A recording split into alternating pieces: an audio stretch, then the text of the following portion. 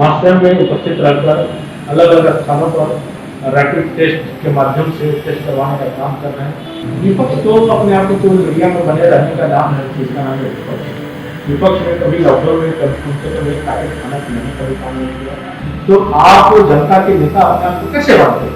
केवल फेसबुक पे या ट्विटर पे या स्टेटमेंट देने से बात नहीं कर सकता है। और जनता विकास विकास विकास चाहती है।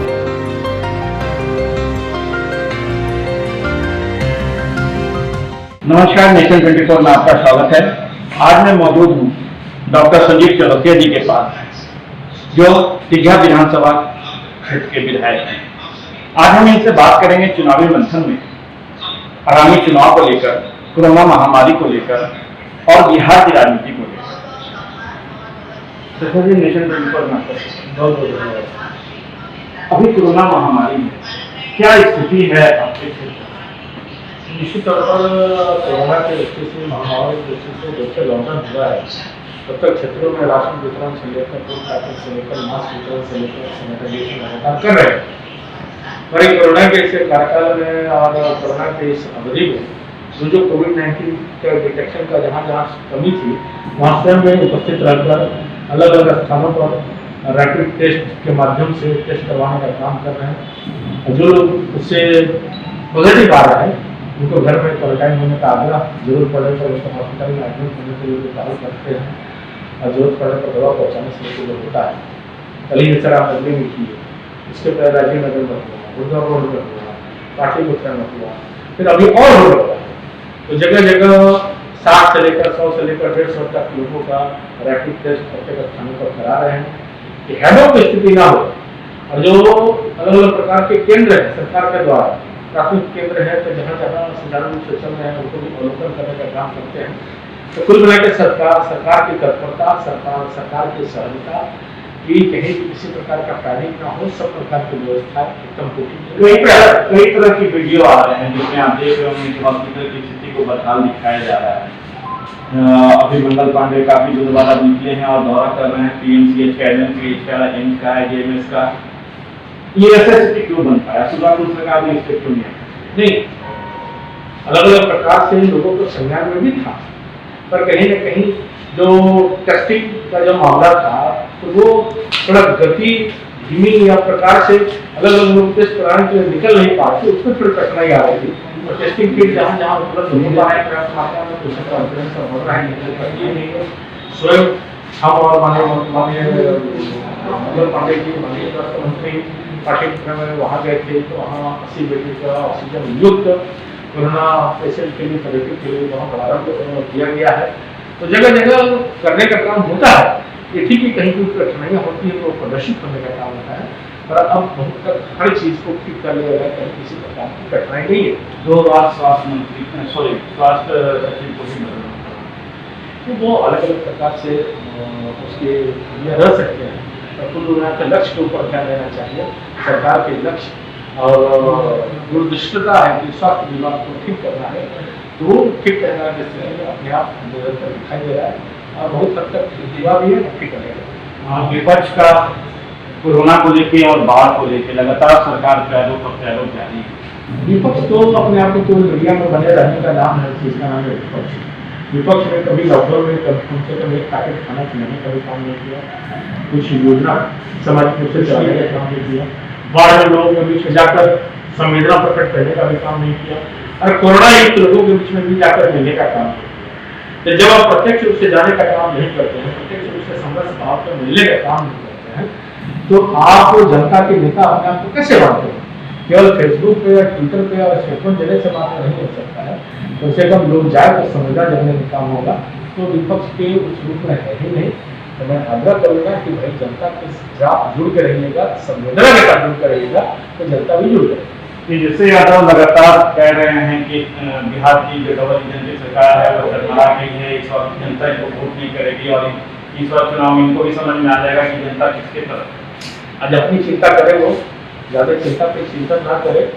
आज अभी आपके समक्ष में बैठा था माननीय नितिन गडकरी जी ने जो घोषणा भी की है और गांधी सेतु का इंफ्रास्ट्रक्चर जो उद्घाटन भी हुआ है, मुख्यमंत्री जी संयुक्त थे उसमें, और जो पुलों के डबल इंजन की सरकार के जो पैकेज हुए थे उस पैकेज के अंतर्गत पुलों का निर्माण का भी हुआ भी है। गांधी सेतु से लेकर सोनपुर पुल का बनने का है और दूसरी पुलों का भी घोषणा उन्होंने किया है।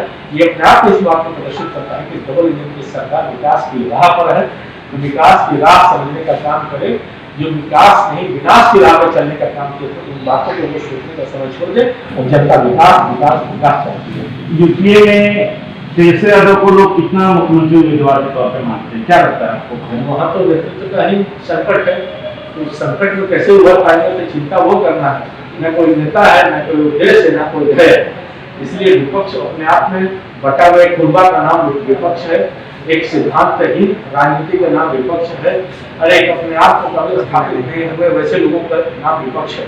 धीरे धीरे जीतन राम मांझी जो है लगातार अब अपने बोल बदल रहे हैं, ऐसा लग रहा है कि क्या वो एनडीए की हो जाएगी? सड़क से है समय अवधि का इंतजार करें क्या होता है। आपके दीघा क्षेत्र की बात करें तो अभी हाल के दिनों में जब आप दौरा किए थे कुछ आपको दिक्कतें आई कि लोगों का रोष आपको झेलना पड़ा था, ऐसा क्यों? ये वो चिंता हमें इसलिए नहीं है कि मैं वहाँ के साथ समस्या के साथ हूँ, क्योंकि समस्या का वर्गीकरण चलना चाहिए। सबको पता है कि 3 वर्षों तक मेरा क्षेत्र निधि जो विकास निधि है वो बंद था। 2 वर्षों तक सड़क गली योजना के अंतर्गत 1 वर्ष तक निगम के कारण से तो मैंने 2017 में याचिका डाला था। ये ठीक है कि विषय को वायरल करना वो अलग प्रकार से है, पर वहाँ के मुद्दे में तो सबसे पहले जीतने के बाद तो हमने वही प्रण किया था कि वहाँ के सड़कें बने। 2 बार टेंडर हुए, तीसरा बार फिर अभी टेंडर हुआ। संवेदक जब नहीं जा पाते हैं निर्माण की दृष्टि से, कोई संवेदक नहीं आ रहे हैं, कठिनाई क्या किसी की है, इसलिए कठिनाई थी वहाँ पर। और मैं तो 1.5 घंटा घूमा हूँ, इस बात को भी प्रदर्शित होना चाहिए था, वो नहीं हुआ। सड़कों का आप देखेंगे तो मैं तो अब आधा घंटा अपने विकास के नाम पर जवा सकता हूँ कि भाई आप विजिट मंदिर पासपोर्ट ऑफिस सब चले जाइए। 88 करोड़ का योजना, पूरा जो सड़क का कालीकरण है पटना के इतिहास में आरसीडी ने इतना लंबा सड़क पहली बार लिया है, 13.5 किलोमीटर का सड़क था। तो वो आरसीडी का आप देख लीजिए, लगातार फ्रेंड्स वाले से लेकर जो जल भरना रहता था वो खाली चमचमाती हुई सड़क आपको दिखाई देगी। इस प्रकार के अनेकों योजना पाटलिपुत्र से लेकर आरसीडी से लेकर बहुत सारी योजना की। जब सड़क नली गली बंद हुआ है तो जितने याचिका के माध्यम से बड़े बड़े सड़कों का निर्माण हमने कराया है, और बिहार विधानसभा के इतिहास में सबसे ज्यादा अगर पटना में सड़कों को निर्माण के लिए याचिका डालने का नाम हुआ है वो बिहार विधायक संजय चौरसिया। ये सब याचिका के माध्यम से निकला हुआ सड़क, वो बन नहीं पाया समय से, तो निगम के कहीं कठिनाई को लेकर नहीं बन पाया था, पर प्रयास नहीं कि निश्चित तौर पर बन जाएगा। आगामी विधानसभा 2020 आ चुका है, इलेक्शन का समय है, और एजेंडा क्या होगा आपका इस बार अपने क्षेत्रों के लिए, जिससे कि लोग आपको वोट करें और आपको फिर से जिता के? हमने तो पहले में एजेंडा मांगा था कि राजीव नगर के जो जमीन है उसको मुक्त किया जाए। रवि के किसान को मुआवजा के लिए मैं मांग करता हूँ। गोली भी चल रही थी तो फिर भी राजीव नगर के मांग को लेकर मैंने सड़कों पर खड़ा रहने का काम किया, सत्ता पक्ष के विधायक होते हुए भी। अभी भी मैं मांग करता हूँ और मेरा अगला उद्देश्य रहेगा विधानसभा की दृष्टि से कि मुआवजा किसानों का अद्यतन रेट में मिलने का काम हो, और जो मकान बना है वो मकान निःशुल्क इसी प्रकार से रहकर रेगुलराइज करने का काम हो। और बाबा चौक जो एन कॉलेज से रवि चौक से लेकर बाबा चौक तक एन कॉलेज तक पहुंची योजना है वो लगभग पूरा हो चुका था पिछली बार, और जल जमाव योजना में कैबिनेट में जो पारित हुआ कि नाला नहीं ढककर सड़कें बन सकती है, 25 करोड़ की योजना जो डीटीआर बना था उसको पहल करके सड़क बनाने का काम करेंगे। इस प्रकार के बड़ी बड़ी जो योजनाएं हैं, और दीघा में लगभग पास हो चुका है, जितने प्रकार की वहाँ पर पानी की समस्या है, पानी की समस्याओं को जो आगे बढ़ने जाने का काम करेंगे। ऐसे बहुत सारी बड़ी योजना है जिसको लेकर आगे चलेंगे।